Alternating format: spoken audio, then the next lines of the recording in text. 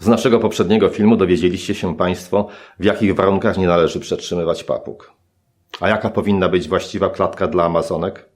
Przede wszystkim amazonki, jak wszystkie papugi krótkoogonowe, uwielbiają się wspinać. Dlatego ważne jest, aby ich klatka była wysoka. Mniej ważna jest już jej szerokość. Tym niemniej, ponieważ wspinają się nie tylko po żerdziach i zabawkach, ale również po prętach, dlatego ważne, aby były one zamontowane poziomo.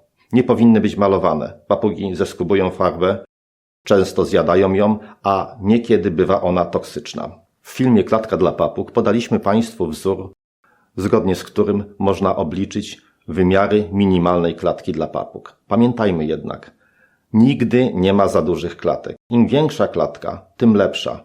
Ta klatka spełnia wymogi odpowiedniej dla amazonek. Gdyby nie jej ubogie wyposażenie i tylko jedna, a na dodatek cienka, wytoczona żerdź. Tym bardzo ruchliwym papugom należy zapewnić dostęp do różnego rodzaju zabawek, którymi te ptaki wspaniale się bawią, spędzając mile czas, a ponadto ich klatki, stojaki powinny być zaopatrzone w odpowiedniej grubości, drewniane, wykonane z naturalnego drewna żerdzie.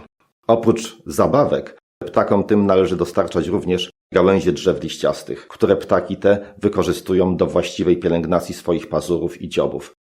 Wszystkie amazonki uwielbiają kąpiele. Są one niezbędne dla ich zdrowia. Dlatego w okresie letnich upałów dobrze jest codziennie skrapiać papugę wodą lub umożliwić jej samodzielne kąpiele. W okresie zimowym 2-3 razy w tygodniu również mocno zraszamy nasze papugi. Wtedy ich upierzenie będzie zdecydowanie lepszej jakości. Wszystkie amazonki pochodzą ze strefy subtropikalnej, gdzie jest znacznie większa ilość słońca niż tutaj u nas. Dlatego, jeśli tylko mamy taką możliwość, starajmy się, aby papugi przebywały możliwie jak najdłużej na świeżym powietrzu. Spacery umożliwiające kąpiele słoneczne tym papugom są nie do przecenienia. Bardzo pozytywnie wpływają na ich zdrowie. W związku z tym, aby papuga mogła przebywać, aby były bezpieczne, należy stosować szelki. A w okresie zimowym umożliwimy im pobieranie widma UVB ze specjalnych żarówek, które bardzo pozytywnie wpływają na stan ich zdrowia i ogólną kondycję. Żywienie i pielęgnacja naszego pupila ma ogromne znaczenie, jeśli chodzi o jego rozwój fizyczny i stan zdrowia. Niewłaściwa dieta przyczynia się do występowania zmian wątrobowych. Jeśli coś takiego wystąpi, musimy zbadać papugę i koniecznie zmienić jej dietę w kierunku takiej, która będzie odpowiednia dla ptasiej wątroby. Amazonki wymagają nieco innego sposobu karmienia niż większość innych gatunków papug. Przede wszystkim nie możemy ograniczać się wyłącznie do podawania suchej mieszanki ziaren. To zbyt mało. Owszem, ziarno podajemy, ale jako uzupełnienie diety. Podstawę diety tych ptaków powinny stanowić surowe warzywa i owoce.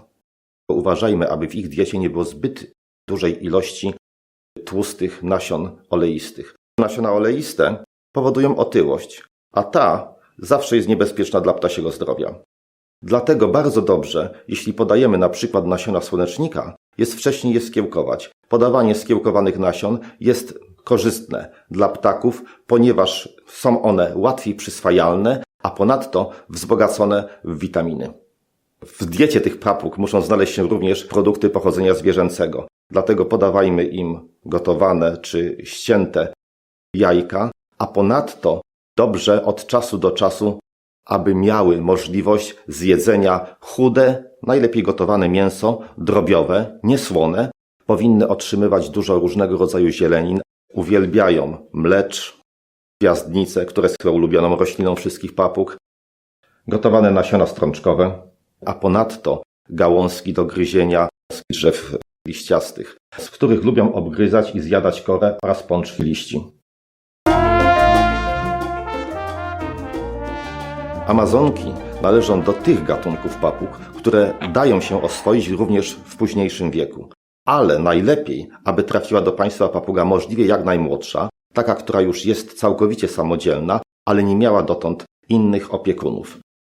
Trzymane w grupach w wolierach papugi te mogą być dość hałaśliwe. Jednak jeśli będą odpowiednio wychowane, to jako domowi pupile amazonki stają się ptakami naprawdę o wiele cichszymi. Jeśli amazonka trafi do naszego domu jako bardzo młody ptak, w stosunkowo krótkim czasie wyzbywa się naturalnie wydawanych dźwięków i czaruje nas tylko tymi zasłyszanymi w naszym otoczeniu. Z czasem ptaki te, bardzo inteligentne, potrafią kojarzyć niektóre sytuacje z niektórymi wydawanymi przez siebie dźwiękami. I wtedy można nawet powiedzieć, że potrafią odezwać się na temat. Cześć! No kto to taki ładny? Kto to taki ładny? Cześć? Co to? Właściwie wychowane, nauczone od początku obcowania z człowiekiem są łagodne. Ogromnie istotne są pierwsze tygodnie pobytu takiego właśnie ptaka w nowej rodzinie. Musimy zwracać uwagę, aby nie reagować w pozytywny dla niego sposób na wszelkie zachowania, których nie możemy zaakceptować. Gdy ptak będzie usiłował swoją mową ciała czy wydawanymi dźwiękami wymusić na nas jakiś sposób postępowania, który my wiemy, że w przyszłości nie będziemy mogli mu zaoferować, udawajmy, że po prostu ignorujemy go. Nie reagujmy w żaden sposób, a tym bardziej nie reagujmy w sposób, którego on oczekuje.